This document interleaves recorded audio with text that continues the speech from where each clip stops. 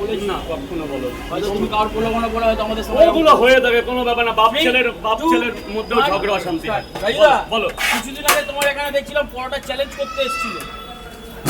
ওই যে ওই মোটা মোটা গুলো, এই দেখো আমি একটা কথা বলছি, এই কিছু ক্রিয়েটার কিংবা কিছু সংখ্যক মানুষ আছে এরকম দুটো আবাল ছেলে, আমি ডাইরেক্ট বলছি অন ক্যামেরায়, কিছু আবাল ছেলেদের নিয়ে কিছু দোকানে আসে, আমার 14 বছরের ব্যবসাকে ওরা ক্ষতি করছে। ওই আবালগুলো দুটো পরোটাকে কোথাও বলছে হাগা হচ্ছে, কোথাও বলছে মোটা হচ্ছে, কোথাও বলছে পেট এরকম ঢাকের মতো মানে পেট। তোমার বদনাম একদম করতে আসছে। অসভ্য ছেলে। এরপর থেকে আসলে আমি চট থাপা মারবো, তাতে আমার সোশ্যাল মিডিয়ায় যা হবে হবে। মানে তোমার বদনাম করছে। আমার বলতে না, প্রত্যেকটা দোকানে যাচ্ছে, রিভিউ নিচ্ছে, ওরা আনডাইরেক্টলি বাড়ি গিয়ে এরকম বলছে যে উজ্জ্বলদার বিরিয়ানি এখানে আমার পেট ব্যথা হয়েছে, রাজুদার পরোটাকে আমার এটা হয়েছে।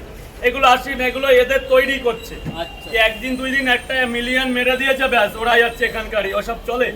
আজকে 12 বছর ধরে আমার কেউ বদনাম করতে পারছিনি, ওরা আমার একটা 5 বছরের ছেলে আছে, এখান থেকে পরোটাই ওখানে গিয়ে বলছে আমার হাগা বন্ধ হয়ে গেছে। এটা সভ্যতার মধ্যে পড়ে এটা। বাবা কেমন আছো? শুধু তরকারি নেই, পরোটা অন্য দিন। আরে টাকাই কি পৃথিবীতে সব? একটা কোশ্চেন কি করবে? একটা লাস্ট এই নে দুটো নে বাবা। যখন ভরা পাওয়াটা থাকবে তখন জানি আর নিয়ে নিবি বাড়ি ঘরের জন্য, যখন থাকবে না তখন আমি নিজে